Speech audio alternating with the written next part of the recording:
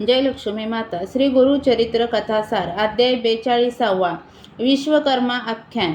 श्री गणेशाय नमः. साधूंनी त्वष्टा कुमारांना काशी क्षेत्राच्या पंचक्रोशीत बसलेल्या देवतांचे व लिंगांचे कोणत्या प्रकारे दर्शन घेतले म्हणजे क्षेत्र प्रदक्षिणा पूर्ण होते ते नीट समजावून सांगितले. ते पुढे म्हणाले, अशा प्रकारे क्षेत्र प्रदक्षिणा करून पुन्हा विश्वनाथांच्या मंदिरात जावे. तिथे शिवजींसमोर उभे राहून पुढील मंत्र म्हणावा.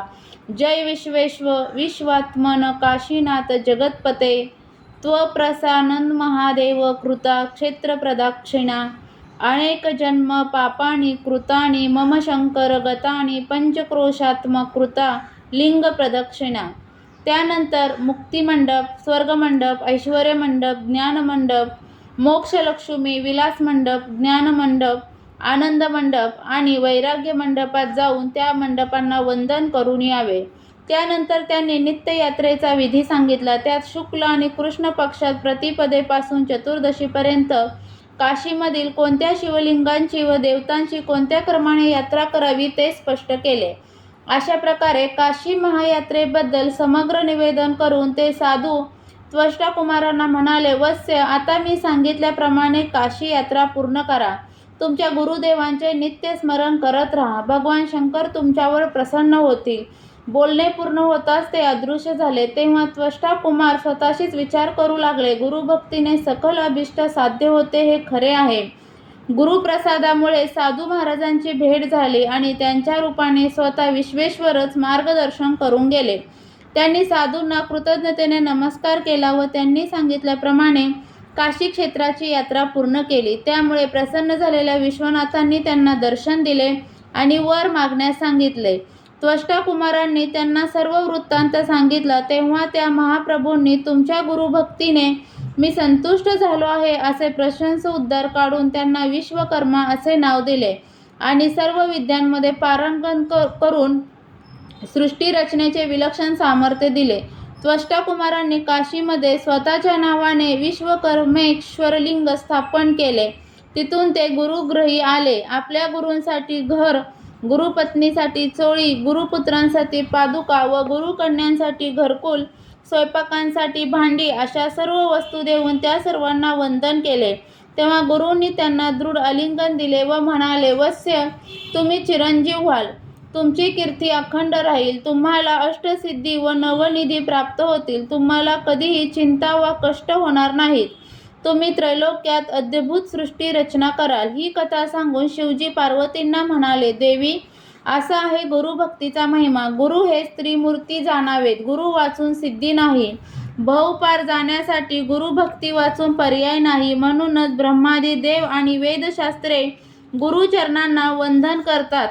श्री गुरूंनी साह्य देवांना गुरुभक्तीचा महिमा सांगितला. तेव्हा विश्वकर्मा आख्यान पूर्ण होता सूर्योदय झाला. सायनदेवांनी श्री गुरूंना भक्तिभावाने नमस्कार केला व म्हणाले, गुरुदेव, तुम्ही मला काशी क्षेत्राविषयी सांगत असताना मी तुमच्याबरोबर काशी क्षेत्रातच हिंडत आहे असेच मला स्पष्ट जाणवत होते. ते स्वप्न होते की सत्य, मला काहीच माहिती नाही. तुम्ही खूप थोर आहात. तुमची लीला मला कशी कळणार? हे ऐकून त्यांनी मंद स्मित केले. सायनदेवांनी तिथल्या तिथे वंदनात्मक संस्कृत कवच रचून त्यांना ऐकवले आणि तुम्हीच काशी विश्वनाथ आहात असे म्हणून त्यांना साष्टांग प्राणिपात केला. तेव्हा श्री गुरु म्हणाले, वत्स्य, तुम्ही माझे निस्सीम भक्त आहात म्हणून मी तुम्हाला काशी यात्रा घडवली. या यात्रेचे तुमच्या 21 पिढ्यांना फळ मिळेल. आता यवनांची चाकरी करू नका. कुटुंबासह गाणगापुरात येऊन राहा. यापुढे तुम्ही माझी सेवा करायची आहे. ते ऐकून त्यांना परम धन्यता वाटली. मठात गेल्यावर श्री गुरूंनी त्यांना निरोप दिला. सायनदेव आनंदाने आपल्या गावी गेले. आपल्या पत्नींना व मुलांना गाणगापुरातील समग्र वृत्त सांगितले.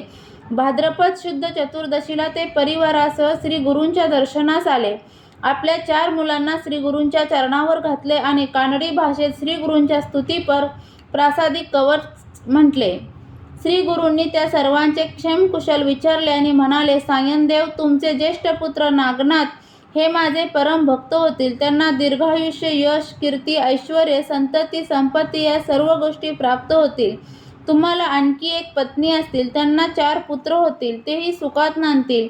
तुमच्यासाठी यवनांची सेवा करायची नाही हीच मुख्य आज्ञा आहे. तुम्ही यवनाला नमस्कार जरी केला तरी तुम्हाला मृत्यू येईल. आता संगमावर जाऊन स्नान करून या. श्री गुरूंच्या आज्ञेनुसार सायनदेव परिवारासह संगमावर गेले. तिथे स्नान केले.